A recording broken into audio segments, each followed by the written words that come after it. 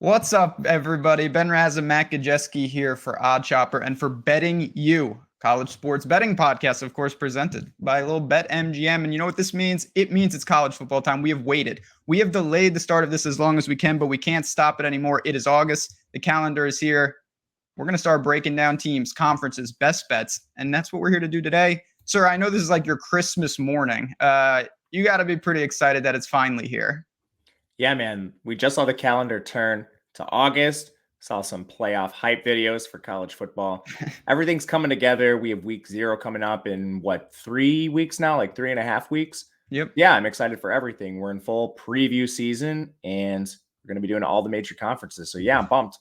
We certainly are. And I will say, if you were with us last year, I know a lot of people will be back because you were all over TCU, who obviously was the darlings of college football. And that's what we're here to do. We're going to break down these conferences. We're going to talk about win totals. We're going to talk about teams to fade, teams to buy on. And today, in this episode, we're starting with the big boys, with the SEC. So we're going to run through the teams. Of course, if you have any questions, you can hit us in the comments. You can hit us on Twitter. Please like, subscribe. Let's build it up. We've had a great run here with Betting You. And whether you're listening in podcast form, you can find this on the podcast feeds anywhere. Leave us that 5-star review, or you're watching on YouTube or Twitter. Again, all the support means the world. But I say, if you're ready, what do you say we start to dive into these teams? Yeah, let's do it. All right. So we're just going to run it down. Start with Alabama, obviously.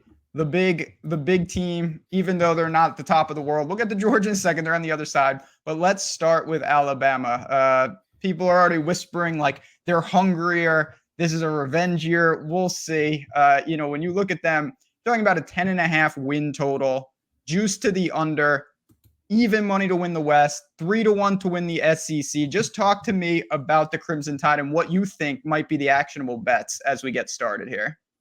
Yeah, with the SEC, especially at the top, I think it's one of the harder conferences to bet, especially when you look at the way the East and the West are comprised, the West being the more difficult side. So you have a really challenging, it's kind of like a challenging schedule to navigate, and a schedule overall for all these teams, especially Alabama at the top when you see them like minus 105 to win the West. That's just not something I want to tie my money up in.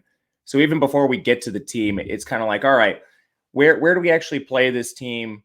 Because they're over under win total 10.5. They can't make any mistakes. You have the opportunity to lose one game if you're betting the over. Plus 300 to win the SEC. I mean, you're going to face Georgia likely in the title game. Is that enough? I personally don't really think so. And then the minus 105 to win the West. I'd rather just bet them week to week with those kind of odds. But overall, this is a team that I think we do want to be betting throughout the year, especially when they play some of those difficult non-con games. They'll be matching up against Texas. They're about a touchdown favorite here. The team has a lot of change, 2 new coordinators, Nick Saban at the helm, so I'm not really too worried about that right now. You have the new QB. That's the biggest concern with the whole team overall, whether they go with Buckner, Milroe. I don't think it'll be Ty Simpson, but we'll see. But otherwise, this team is a loaded roster. And I think outside of the quarterback position, it's probably the most talented roster in the SEC. If you look at their most recent recruiting classes, they have the number 1 recruiting class this year. Last year, A&M clipped them. But this team is sitting on like 3 of the top recruiting classes all time. This team is loaded at every single position. So the way I'm looking at Alabama this year is, is this kind of like a Michigan team for last year where we don't necessarily need to get the most out of the quarterback for this team to be awesome? And I kind of think so. Offensive line, awesome. Running backs, even with Jahmyr Gibbs gone, you have tons of options here, 5-star recruits across the board. Defense is going to be elite, even though they lost a couple really good players. Will Anderson highlighted that list. But this is a great team here. Just very difficult, I think, to play in the market currently. Yeah, I mean, it's hard to argue with that. I'm not looking to short them, but at the same time, you mentioned Texas. I still think there are some questions to answer with this Bama team. I'm more looking at them as an opponent of other SEC teams that I do want to actionably bet. So for me, I'm not really doing anything with them. I'm just kind of treating them as obviously a difficult opponent for the A&Ms and the LSUs of the world and maybe the Georgias of the world as we work down. But I want to just keep it moving because we're going to go through every team. Not every team's going to have a great bet, but LSU is up next. This is a team that is very, very interesting. We'll talk about them facing off with Florida State immediately. 9.5 wins over under 4.5 to 1 to win the SEC. They did some serious work with your former boy, Mr. Kelly. What do you think about LSU here? Are you looking to buy on their win total? Yeah, LSU is a team I actually like a lot more. If you look at their roster, they're loaded everywhere. They bring back Jaden Daniels at quarterback. He's probably the biggest concern. You have Nussmeier behind him. People are kind of viewing that as a positive. And I do think it's good to have QB depth. If Daniels gets injured or something, that's awesome. But ideally, you don't want Nussmeier to make starts. If Nussmeier makes starts, it means something bad probably happened to this team. Yes. Running back is loaded. You get Diggs from Notre Dame. That's solid. You basically get back every single notable receiver other than Kayshon Boutte, who's basically a career underachiever anyway. So not really too worried about that. Tight end's loaded. Offensive line is loaded. They return almost every single player from this unit last year. And if you remember, they were starting a bunch of young guys last year. So we can probably expect a pretty decent step forward from this team. They were 55th in pass blocking. Definitely expecting that to be better. And then this defense is just absolutely loaded. Even with some of the players they lost, this is going to be an elite unit. You have Harold Perkins fully moving into, stand-up linebacker now. But I'm not really too worried about that. Mason Smith back on the interior defensive line. The place where I think you lost the most was secondary, but they actually went in the portal and took a bunch of really good transfers like Deuce Chestnut from Syracuse. You get Denver Harris, really high recruit from A&M. This is going to be a pretty good secondary, I think, leaving this team with really no questions to me outside of can Daniels stay healthy and can he maybe improve his downfield passing a little bit because he did check the ball down a lot. As far as the schedule goes, you do have Florida State. That's going to be tricky. They're favored, which is something I do like. Their crossover is not terrible with the East. You've got Missouri and Florida. So it's a very winnable schedule, according to SEC standards, at least. So this is a team I do want to take some long shots with. It's a roster that's really good. The win total is 9.5, which I think they should eclipse, assuming health. And basically, for the SEC West, it comes down to a head-to-head against Alabama, in my opinion, which I think that this is enough odds here for a potential long shot here. Even if they don't win, I'm comfortable just because it's a pretty decent payout.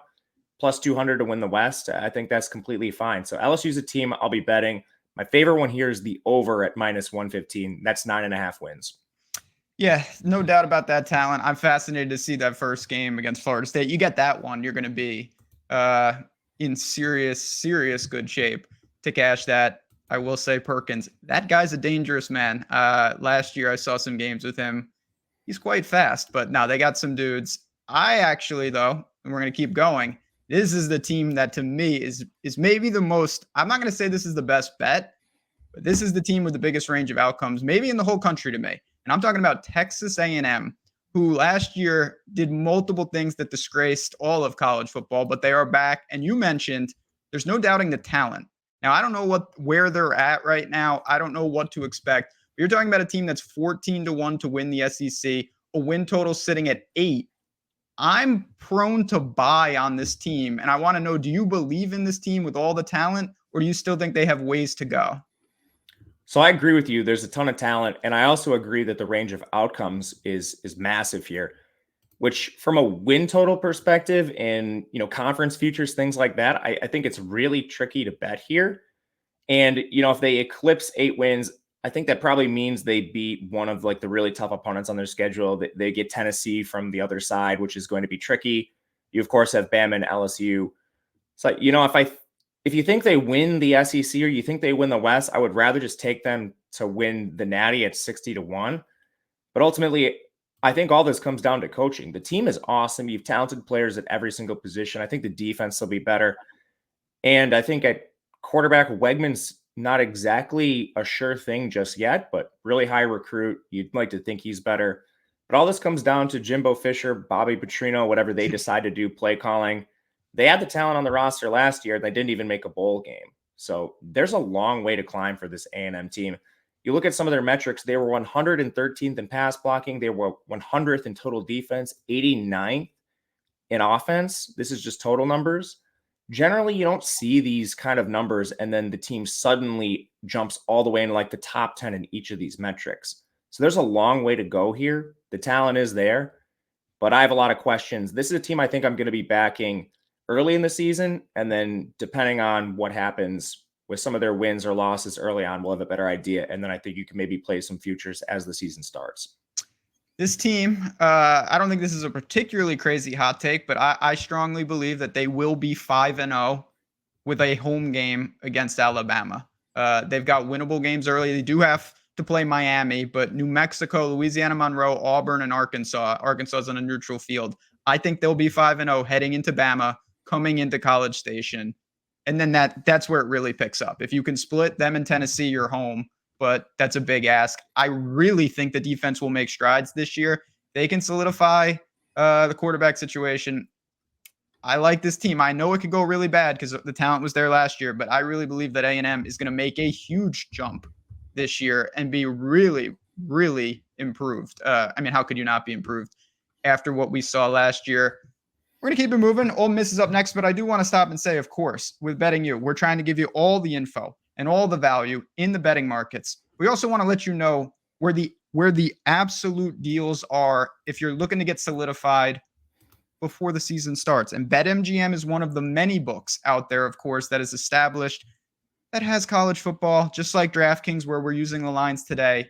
BetMGM, though, if you have not signed up, the link is below. You're going to get $1,000 in bet credits with that deposit bonus, with everything they've got going on. But we've also made a deal with them where you're going to get 2 free months of our Discord, our insider access. It's one of the many places in the community where we have some of our guys in there talking through things, dropping plays.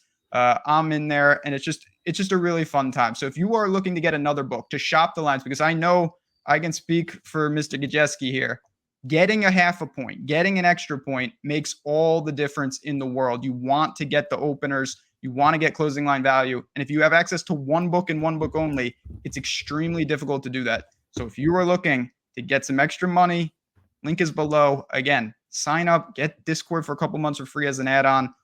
It's just really a good time to do it. So I really, really recommend that. Now, maybe we'll take some of that money and we'll use it on the Fighting Lane Kiffins, who I don't know what to do with this team. Obviously, they've made some noise at times. They're sitting in a really difficult side of the SEC, as they always are. 7.5 wins. Do you think this team is going to be improved, worse, about the same? How do you break down this Ole Miss squad? I do think Ole Miss is going to be better this year. And I think they're making incremental improvements with Lane Kiffin as their head coach. This team isn't far behind some of the other teams we've already talked about in just overall aggregate rankings. If you look at them side by side with A&M is 15th in recruiting, 26th in the transfer portal, 10th overall in aggregate. Ole Miss is 23rd in recruiting, 6th in the transfer portal, 18th overall. The gap here is narrowing, especially as you move forward with Lane Kiffin. I know A&M had that number 1 recruiting class. But Ole Miss is recruiting really well, and they're hitting the portal harder than teams like A&M. So I think these rosters are a little more balanced than you'd think. I'm not entirely sure that A&M has a quarterback edge over Ole Miss.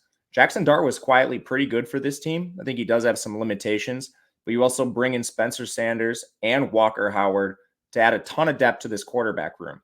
I think Ole Miss has the edge at running back with Judkins. They might have the edge at receiver, bringing in Zachary Franklin from UTSA in addition to Trey Harris and Jordan Watkins. And then I certainly think they have a tight end edge. You have former 4-star Michael Trigg from USC, who didn't play much last year, but hyper athletic tight end. And then you had Caden Prescorn from Memphis here. Not to mention 4 starters return on the offensive line. This is a unit that was pretty good. Leave a little bit to be desired pass blocking, but it's a run-based team to begin with. Then you have 2 transfers coming over there. So the big question to me is, can they improve the defense? This defense was 42nd last year. That's just total defense. And they lose quite a bit of production. But if you look at where they hammered the transfer portal, like, my goodness, this team has 13 transfers coming in on defense, a ton of them with starting experience. You have guys like Isaac Ukwu, 7th-year player out of James Madison, like bona fide studs on defense, and you have a lot of them. So if some of them can't quite make that jump in competition, you have the depth and you have other players behind them, which should help out. This Ole Miss team is really good, and I think they might be the 3rd best team in the SEC West. But the problem is the schedule is brutal. They're going to cross over against Georgia. You've got teams like Tulane in the non-conference. And while I think Tulane is probably a decent underdog in this spot, it's a game that you could see an upset. I mean, they're traveling on the road to Tulane. So by no means an easy schedule. I think it makes it tough to back Ole Miss in the futures department, but this is a team I want to bet aggressively during the regular season. Feel the same way. Yeah, 7.5. I do think probably would go over because I see at worst 3-1 in non-con. You got Mercer, Georgia Tech, Louisiana Monroe, and Tulane. So you're gonna have to find maybe 4 or 5. But man, it isn't going to be overly easy. You mentioned the crossover. Vanderbilt helps, but Georgia certainly doesn't. Improved team, a lot of talent, but they all have a lot of talent in the SEC West, and that's what makes it very, very difficult. And that's like as we move to Auburn, times are a little tough for the Tigers here. 6.5 win total. It's not anything to me that, we'll see what Hugh Freeze can do. It's just very, very difficult to get conference wins. And the floor is yours. How bad is it going to be? Can they fight? It seems like that, they can make a bowl. Can they get to 7? 7, I think, might be tough. This is a team that's going to be awesome, I think, in a few years with Hugh Freeze. I think Auburn should head into this year with the idea that, all right, we want to be an exciting team. We want to play like good offense, exciting offense, so we can attract transfers and recruits.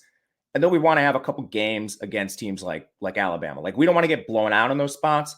Maybe we clip a team here, but we want to be an exciting team in year 1 under Hugh Freeze, even though we're probably not going to be competing in the SEC West. Maybe you can make a bowl. I'm not sure about that. But when you dive into the roster, like Peyton Thorne, Robbie Ashford, it's not exactly an aspiring quarterback room. Jarquez Hunter had the suspension deal. We'll see if he plays this year. I like their receivers, but I think I have a few more questions than most people. Like Shane Hooks had to transfer out of Ohio down to Jackson State. Now he's coming back up in his 6th year of college football. Is that really something to be inspired about? You have deep threat Jair Shorter, who was awesome at North Texas in kind of a one-trick pony role, just running down the field, straight line speed. Does that transfer to the SEC? I don't know. Caleb Burton, guy hasn't played at all. Really high recruit. We'll see if he can make it. And guys like Nick Mardner, I mean, he's been all over college football, played at Hawaii. Not exactly too optimistic about the receivers, and then I don't like who's throwing them the ball to begin with. Offensive line should be decent here, but the main concern is you've got 2 returning starters, and then everyone else is basically a transfer who has to make a jump in competition. Like Dylan Wade, Jaden Muskrat, Avery Jones, Gunnar Britton all come from lower levels of competition. Xavier Miller's a JUCO guy.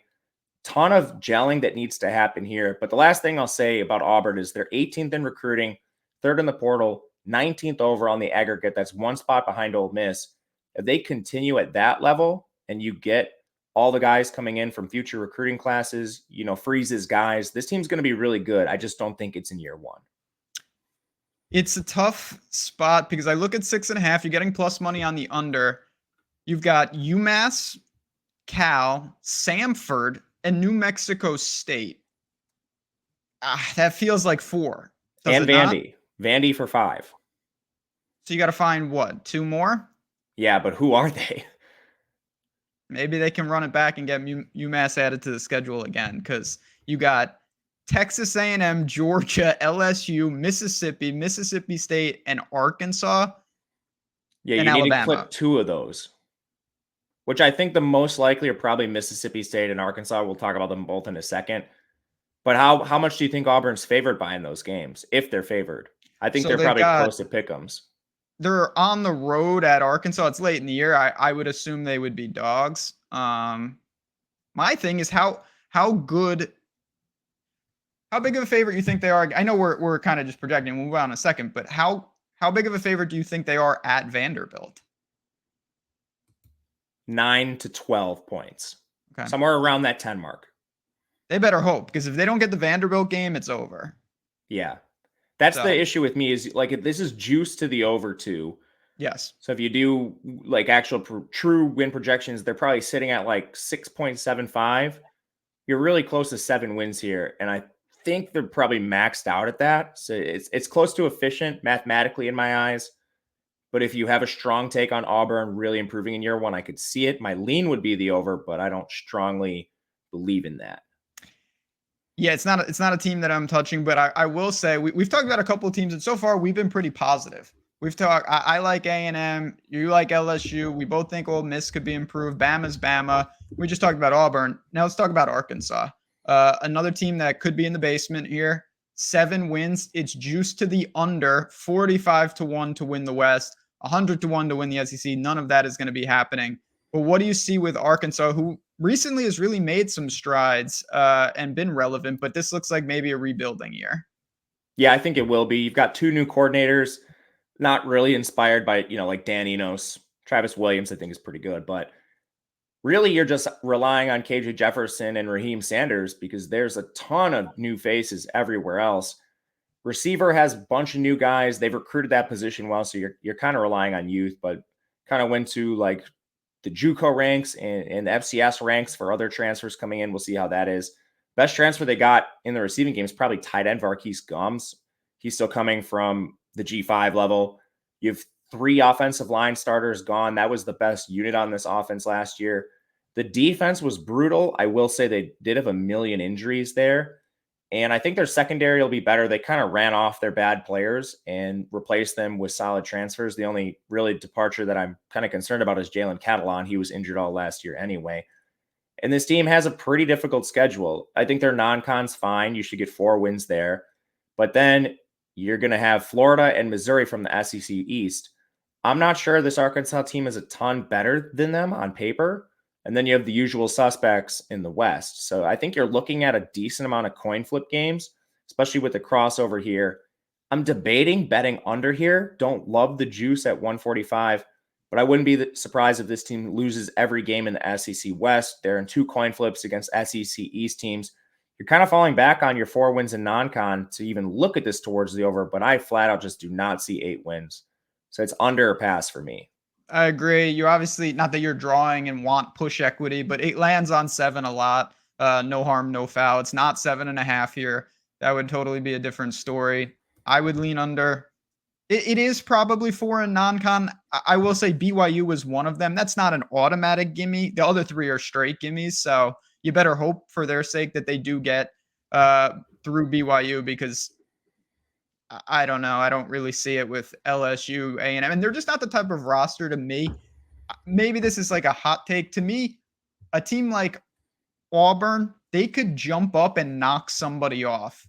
I don't think Arkansas is that type of team. Like, I don't think they're as dangerous to the LSUs and the Bamas as some of these other basemen of the West. So I think they're going to get pretty rolled in those games. And Jefferson, who's fantastic, they better hope he stays upright, because he takes a ton of punishment with the way he plays. And he wore down a lot late in the season. And then they brought in that super fast guy that transferred somewhere. Remember that guy? Yeah, is that like Honestly? Texas State, I believe? Yeah. But to your point on this, like he was getting banged up with their offensive line that was awesome. And they lost Ricky Stromberg. They lost Dalton Wagner. They lost Luke Jones. And they didn't really hit the portal, and they recruit well enough where I think you can fall back on your depth. But man, I don't love that. No, it's a dangerous game, because if you lose Jefferson, the season is over. They gotta keep him healthy. All right, let's round out the West, and then we'll move to the East. Mississippi State is the last team. 6.5 wins, over under. It's juiced pretty strongly to the under, but are we getting a gift here with a team that, by a lot of people's predictions, is going to be the worst on this side? I kind of do think that's the case. It's a shift in offense that's on par with, like a triple option going to a standard offense. It's the opposite. You have like air raid to the furthest extreme, moving to what should be a pretty standard offense. Zach Arnett, former DC, he's now the head coach. He hired Kevin Barbe as the new offensive coordinator from App State. This is going to be an entirely different offense. So right away, you like run into problems with this roster was recruited to run the air raid. They didn't have any tight ends. They did their best to address that in the portal. You have 5 offensive linemen returning, but you have an entirely new blocking scheme. You had a bunch of receivers transfer out, probably because they wanted to play in the air raid system. Defense lost 4 in the secondary. That was by far their best unit.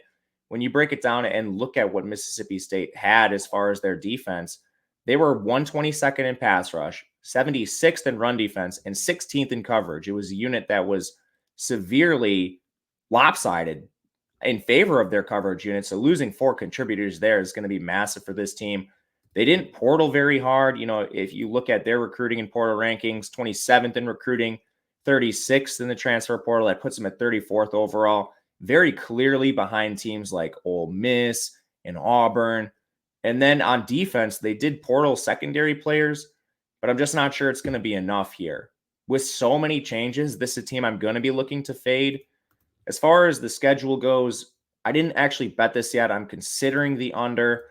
It's not the most difficult schedule in the non-conference.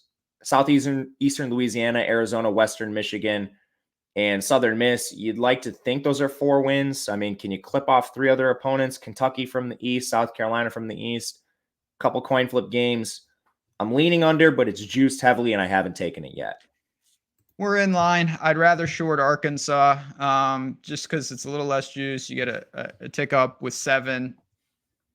It's dramatic. You triple option, I think, is apt. Like that was not a normal offense that was run. Obviously, there's a changeover. I think it's going to be pretty dicey for them. Now, their non-con is very, very easy, and you need to find 3 more. The Easter pseudo coin flips, South Carolina and Kentucky are not the worst that you could draw, but it's also not the best that you could draw. So kind of indifferent. I don't know how you really buy on them. I think for me, it's more of a pass. And there's the West. There we have it. We're halfway home.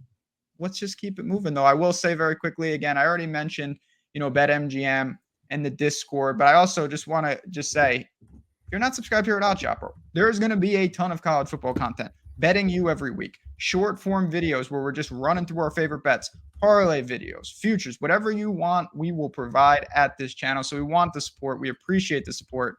Again, if you're not subscribed, hit that button. The like button helps as well. Follow us on Twitter, all that good stuff. We just want to grow this community. We're both super passionate about college football. We love doing this, and we want you guys hopefully to get the most out of it. All right, now it's time. The disrespect of this show, the national champs, the dynasty in the making, and they're 27 minutes into the show. We haven't mentioned Georgia. That's because they're in the East. I don't make the rules. We go in order here. 11.5 wins, aka are they going undefeated? Coin flip to win the SEC. I mean, talk to me. Talk to me about the Bulldogs. Yeah, I mean, this schedule, first and foremost, easiest in the SEC. I don't think it's close. They don't have anyone in non-con. That's not their fault. They lost a game because of they were supposed to play Oklahoma, I believe, and then they axed the game because Oklahoma is moving to the SEC next year, something like that. Anyway, so you've got UT Martin, Ball State, UAB, and Georgia Tech. They should win all of those games by 3 to 4 scores. You cross over against Auburn, like the team, not necessarily for this year. I think their toughest tests are going to be against Ole Miss and Tennessee. So right away, I don't think Georgia is favored by anything less than 10 points in any game this year, and you might even be looking at 2 scores. With that said, from a betting perspective, it's kind of Alabama of this side of the conference. Am I really going to tie up my money in Georgia plus 115 to win the SEC, or excuse me, minus 115? Am I going to tie them up in minus 500 to win the East? Am I going to go over 11.5 wins? No, it makes more sense to fade the Georgia roster from a season-long perspective at the current prices. So this is a team I think I'm just going to be betting in season. Just to briefly get into the roster, I mean, I think it's even better than last year. Aside from Stetson Bennett being gone, you hope Carson Beck can replace most of that. But running backs fully intact. You lose just Kenny McIntosh, ton of guys behind him. Receivers better. You add Dominic Lovett in addition to Ladd McConkey coming back. Bunch of guys that were hurt, like Arian Smith, should be fully healthy now too. Brock Bowers back. Offensive line lost both tackles, but this team is recruiting at the highest level in the country, right up there with A&M, Bama. Shouldn't be much of a drop-off. And then as we've seen years prior, like you can lose guys like Jalen Carter, Nolan Smith, Keely Ringo on defense.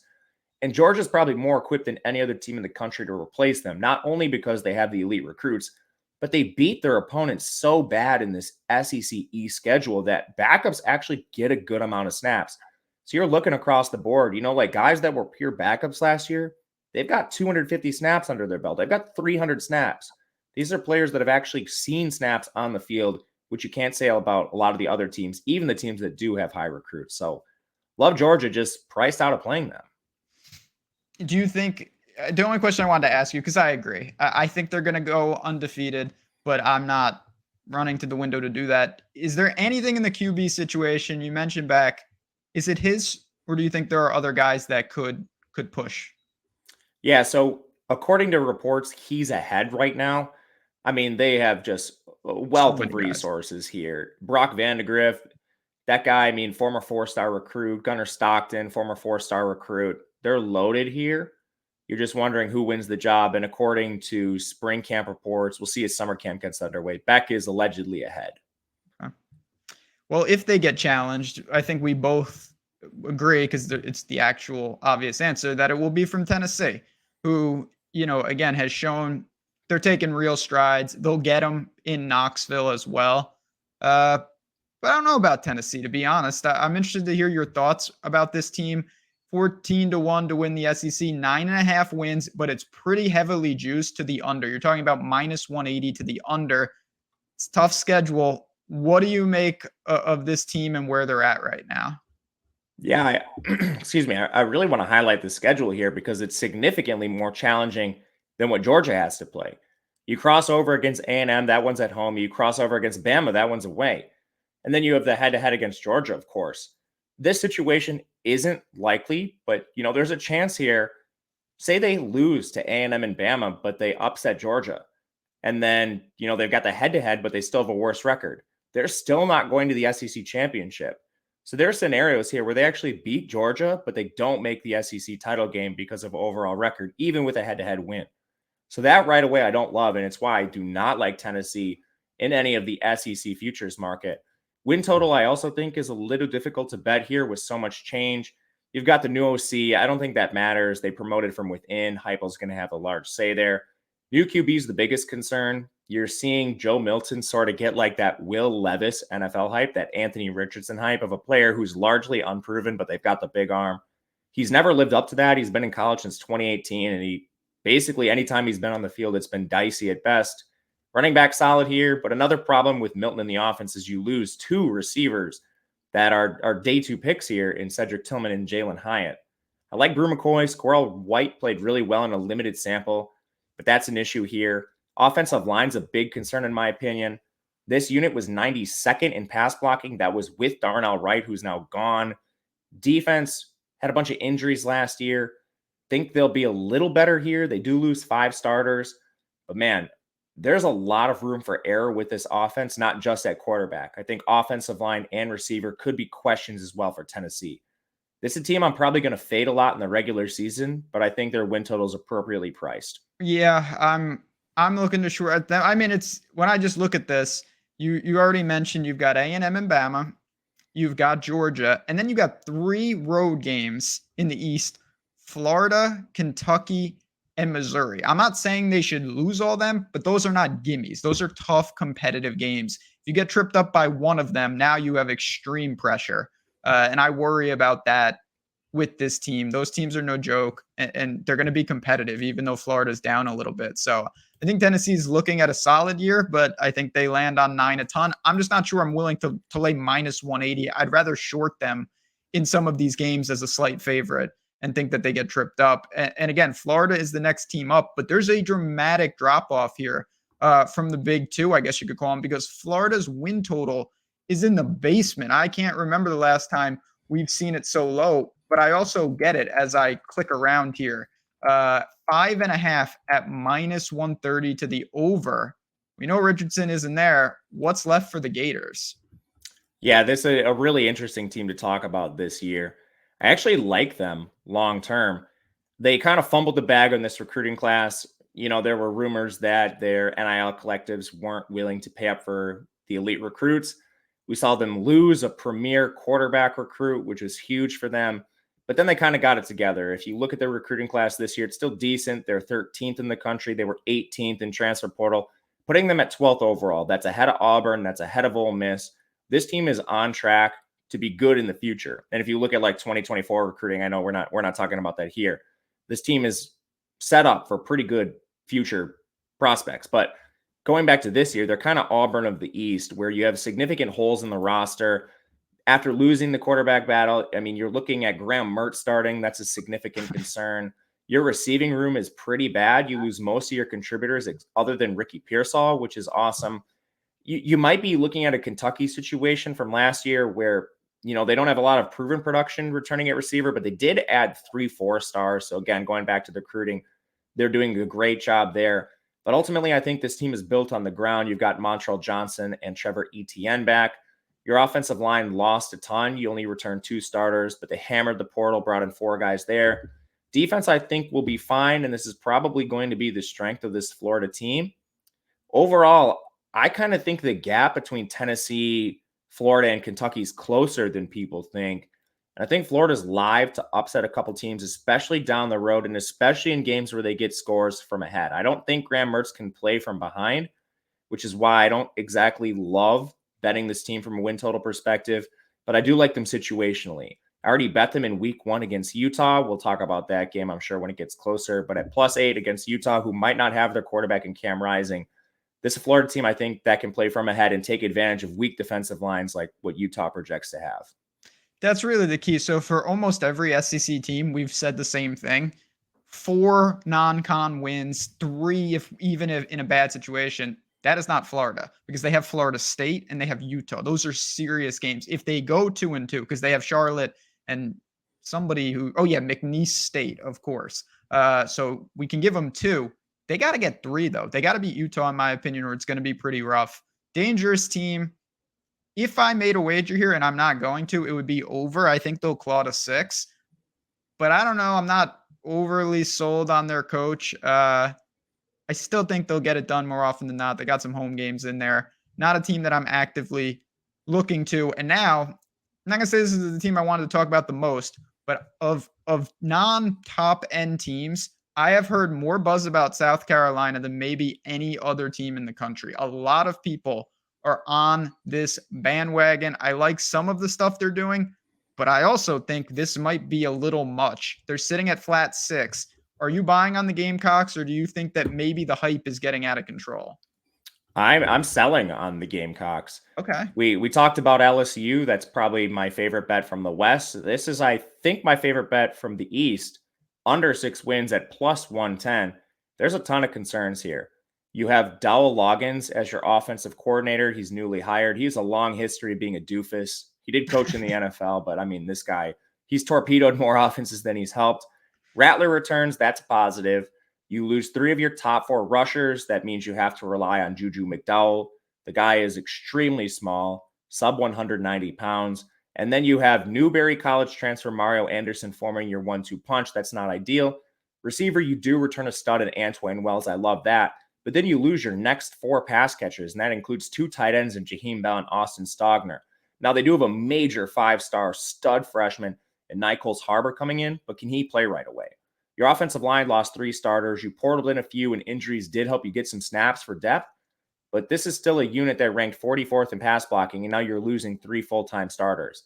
They also lost 8 contributors on defense, and some of these departures are huge. They had 2 NFL corners. You had 2 studs on the D-line in Birch and Pickens. Both your linebackers are gone. Your front 7 basically is no experience whatsoever. I'm not sure how you rush the pass. And then you have secondary concerns. You got 2 safeties back, but you break in 2 corners. Again, the 2 you lost went to the NFL. Defense was 109th. And I don't know what they're going to do without some of the portal additions they don't have. I mean, the 109th was for pass defense. I mean, non-con, you've got North Carolina, Clemson. I think those are both losses. They're underdogs to North Carolina in week 1.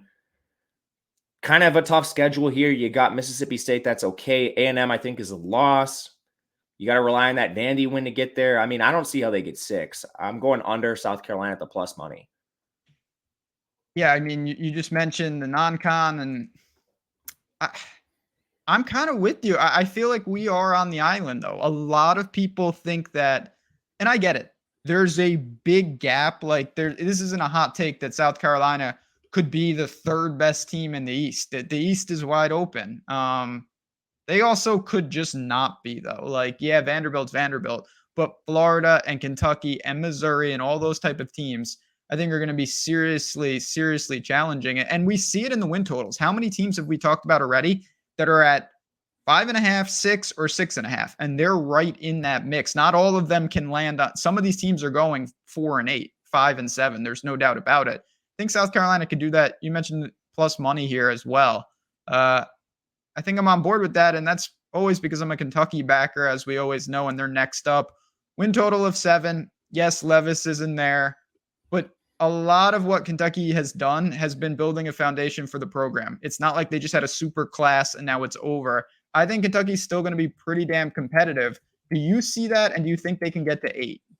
Yeah, I like Kentucky. And part of the reason why I'm fading South Carolina is I like Florida a little more than market, emphasis on a little, and I like Kentucky more than the market. And, like Florida, we just talked about them leading on the run game. That sets up to take advantage of that bad South Carolina defensive line. Well, Kentucky on offense, they have a ton to be optimistic about. You lose Levis, but you bring in Devin Leary, a quarterback. No, he's not the most exciting name, but this is a guy with multiple years of starting experience, an all ACC caliber player. We'll see how he does in the SEC. I'm glad he's in the East. You do lose a couple running backs in Chris Rodriguez and Kavasier Smoke, but man, they absolutely loaded up in the portal. Ray Davis coming in for Vanderbilt was one of the most efficient rushers in the SEC last year, and that's not exactly the best situation to be running the ball. You had Demi Sumo Kongbai from NC State comes over with Leary as a change of pace back. This kid's 6 foot, 210 pounds, efficient as a rusher, so I think you're loaded there. You return your top 3 receivers, Tavian Robinson, and then the pair of freshmen from last year, Dane Key and Berrien Brown, both 4-star freshmen who played really well in their roles, now entering their second year. It's a loaded receiver room.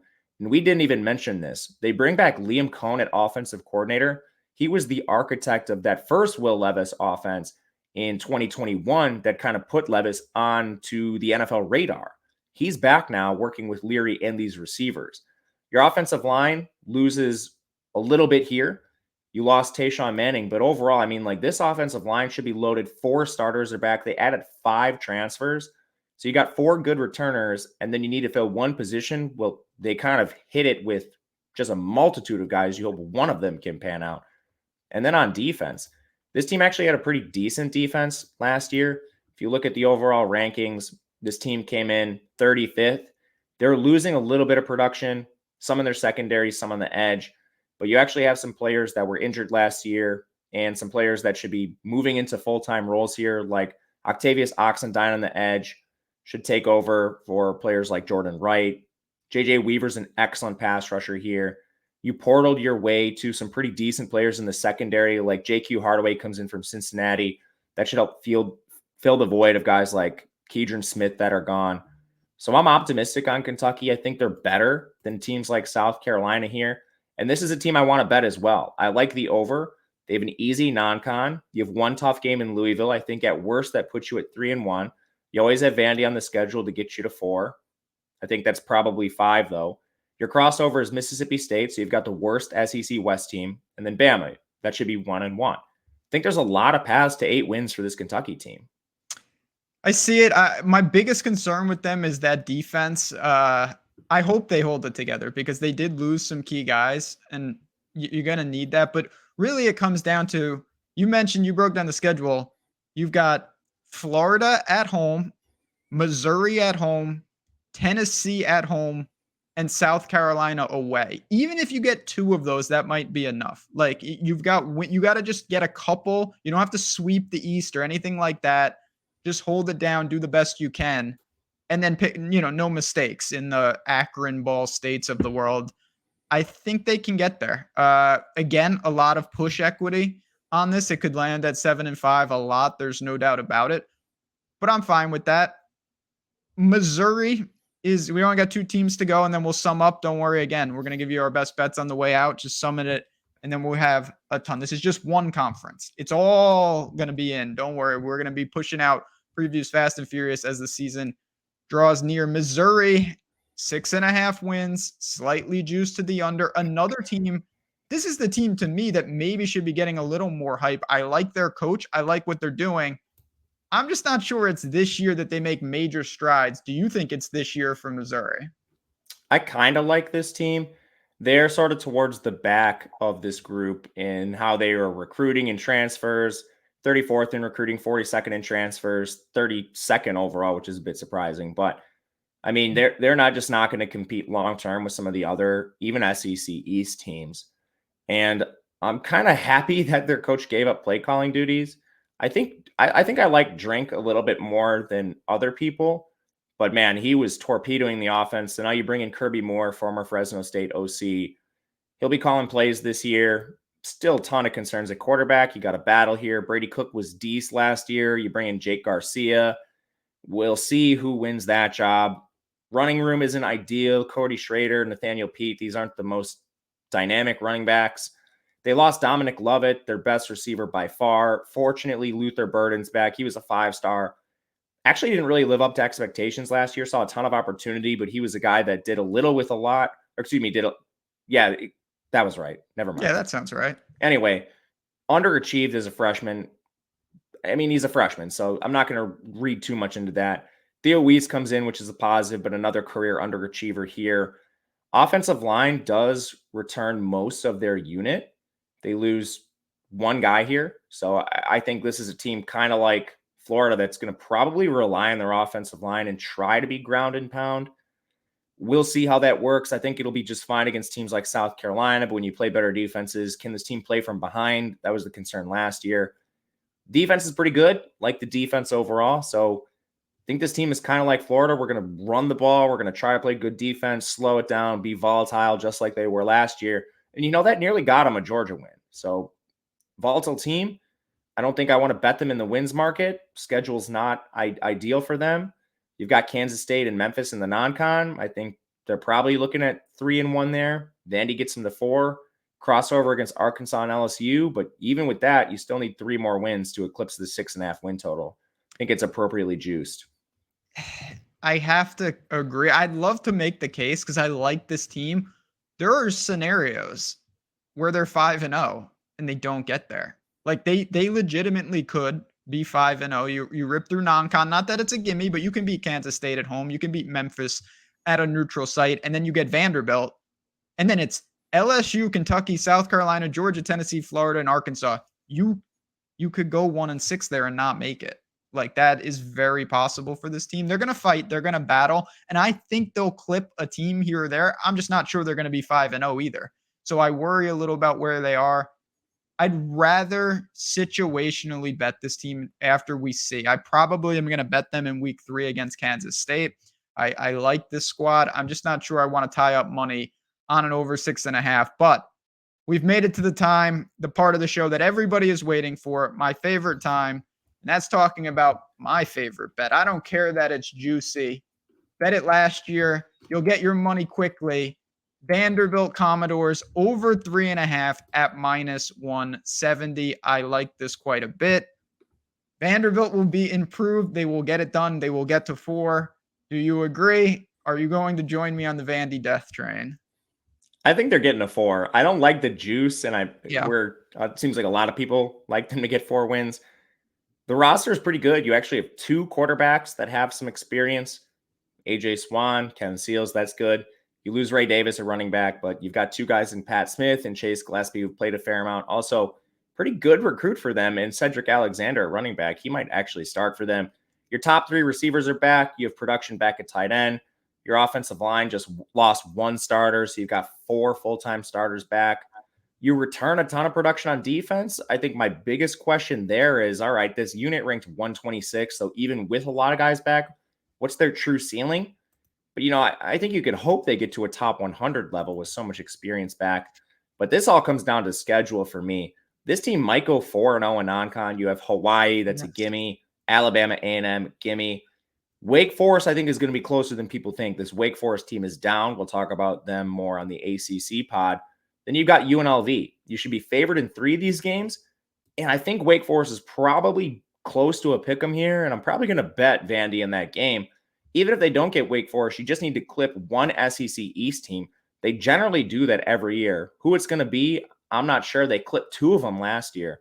So, yeah, I like Vandy towards the over here. Don't love the juice, but, yeah, I'm on Vandy. I would sign for 3-1 in non-con. I know you could just get it right there. I don't care. Okay, I hope they go 4-0 and then I don't have to sweat it. If they're 3-1, they will get somebody. Not to mention, you mentioned clipping an East team. They've got Auburn and Ole Miss from the West. It's not the worst. Like there's equity at home against an Auburn team. You can win that game. Think they're going to get one. I don't think it's crazy they get to 5. Vanderbilt's an improved squad. They're going to battle. -170 is juicy. Make sure you shop it. It's just one of the many reasons, as I've said, to sign up for all the books that you can, including BetMGM. The link is below, and all the deals, all the things are in the description of this, because some books may have this. I bet this already, and I got it better than -170. The juice is down in some of these other books, so shop this line because the Commodores will get it done. Now, if they lose to Hawaii, not only will we be torpedoed here, but I also bet them in that game, as did you, I believe. Yeah, I got them at 17.5. Yeah, last year, they played Hawaii and Hawaii scored first. And I was just like, what have I done? And then Vanderbilt scored legitimately 60 points in a row. And that was on the island. So we've gone through every team, but let's do a quick summary. I've got a handful on the screen right now. South Carolina under, Kentucky over. I'm putting Vandy over 3.5. Is it LSU? Is it Arkansas? Is there any other team that you want to give a quick shout out to as we round out the SEC? Yeah, you mentioned two of my favorites, South Carolina under 6 at plus money. Love that one. I like the Kentucky over, and I like that it's at 7. So you mentioned the push equity. I think there's a lot of ways they get to 8 wins, but even if they slip up one, she's still likely pushing that number. I like LSU over 9.5. I like this LSU team a ton, and I'd actually probably back them to win the Natty if we could get a little better than plus 1,800. So for me, the play there is going to be over 9.5. I think it's a winnable schedule, and I like them against Florida State. The other one I'll mention here would be an Arkansas under 7. That's one I do like a fair amount here, and you already touched on Vandy. So that'll do it for me. Those are my favorite 5. There we've got it. SEC in the books. Again, if you have any questions, just hit us in the comments. Hit us on Twitter at JazzRazDFS, at Matt_Gajeski. You're going to want to follow him for all the news. It's going to be a wild season, and we are just getting started. But again, thanks for tuning in, whether you're listening in podcasts, listening on YouTube, listening on Twitter. I don't care. Just support the stream and support OddsShopper. We appreciate you guys. Until next time, keep an eye out. ACC preview coming up next. But for me, for Matt, and all of us at OddsShopper, good luck and joy. And we will talk to you guys soon.